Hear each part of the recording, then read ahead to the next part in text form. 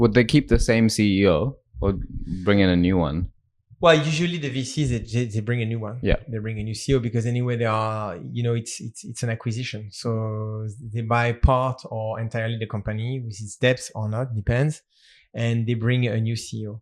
But, bringing a new CEO doesn't necessarily mean it's going to be a success. I really think now, after so many years working in turnaround, there's two types of CEOs. And I'm going to say it in the most simple way. It's going to sound very logical, but it's not. You have the CEOs coming from those big companies who never had to deal a second with huge money problems. All right. And you have those guys who have actually always be facing money problems. This is a very different mindset, because when you don't have to worry of how you're going to pay your employees, etc., you pay, it's okay, it's no problem, and you just do the strategy that you learn in those big groups, and you don't have to question yourself, etc. Right?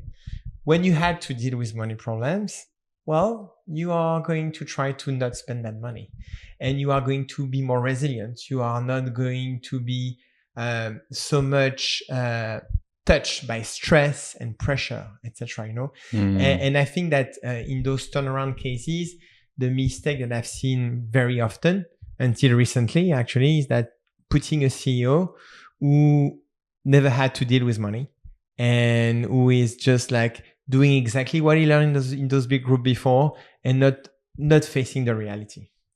Yeah, interesting. My friend also talks about salespeople being like this. So he's hired many salespeople at his marketing tech company.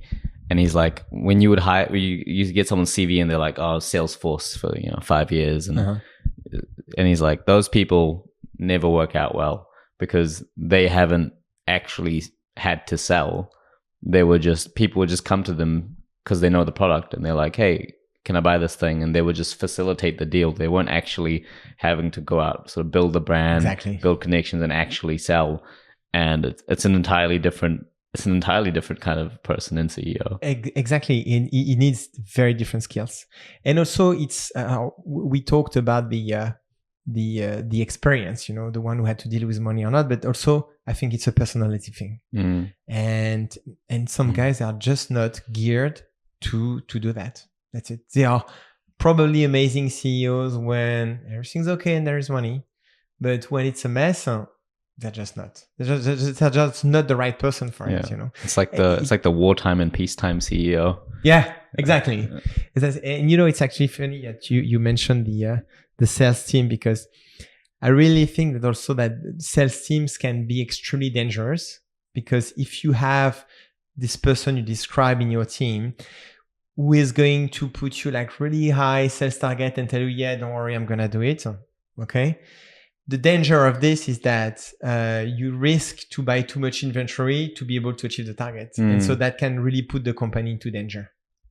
And that's also why, when you pick your sales team, you have to really, like you said, look at the background, what they really did, and also to see how much realistic they are.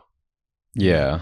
To avoid to over promise, it's better to promise less and deliver more. Than over promise and not deliver at all, I think. Yeah, for sure, especially in this economy. I think previously. Oh yeah, exactly. Previously it was like growth for growth's sake, just keep growing, do what you can, and now people are like, we should do something about these return rates. Exactly. Yeah.